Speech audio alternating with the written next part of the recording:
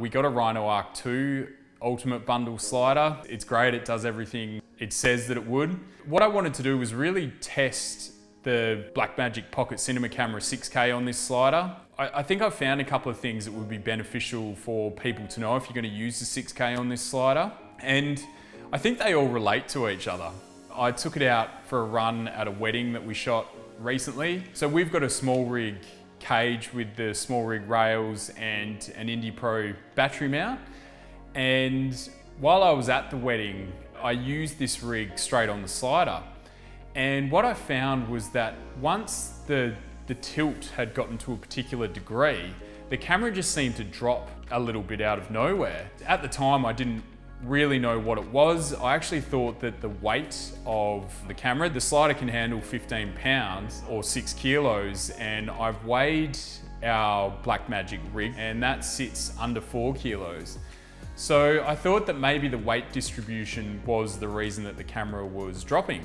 I quickly dismantled the rig and just put a plate straight on the bottom of the camera and ran one of the Canon batteries into the camera. So, you know, I only got 30 minutes of record time, which was fine for the wedding, but I was still getting that sudden drop. What I've found is that it's something called the tilt backlash. So it was doing it with both the Canon battery in it and also with the rig. So it wasn't anything to do with the weight distribution on the camera, it was actually the slider itself. There's a little screw on the bottom of the Arc II unit that you just twist.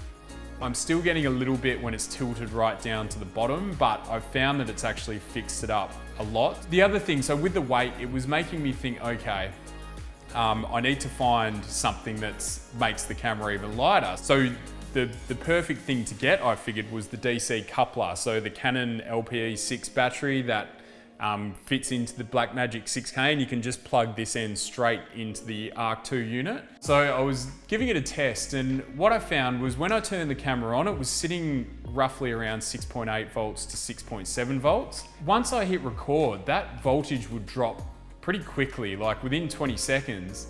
And once it hit 6.3 volts, once it got lower than that, the camera would switch off. For what we want to use the slider for, it just wouldn't work in interviews. Most of the interviews we do go for half an hour minimum. What I've found is if you've got a rig that's got a V-mount battery or a bigger battery of some description, you're gonna have to use it on the Arc II. I don't know if other people have had that experience. I've seen people using the 4K with the coupler and it's been fine. But with the 6K, you need to have a bigger battery on there, so you need to work out a way to put your rig onto the slider. The other thing with the tilt backlash is they say on the website that you need to have the majority of the weight either on the front or the back of it. So that's something that I've got to try. And I'm also going to try the bottom plate of the Ronin S because that's a bit longer, and just see if I can maneuver the camera to a particular position to be able to do that.